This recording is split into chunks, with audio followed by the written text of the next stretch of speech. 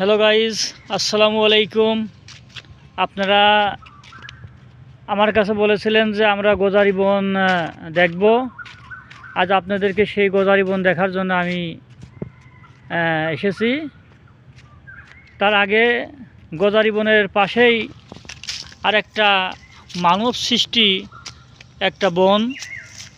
এটা আপনার এখানে সমস্ত আকাশি গাছ, হাজার হাজার লক্ষ লক্ষ আকাশি গাছ এখানে বপন করেছে। এটাও মোটামুটি এই গাছের বয়স কমপক্ষে 4 থেকে 5 বছর হবে।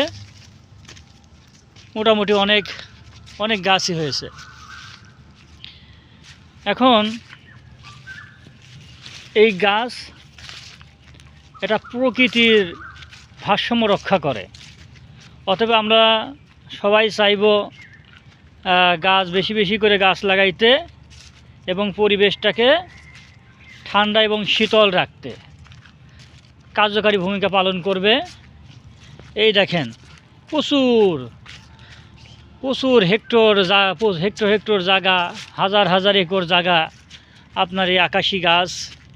আর আপনার পাশেই ওই সাইডে আপনার ওই গোজারি বন।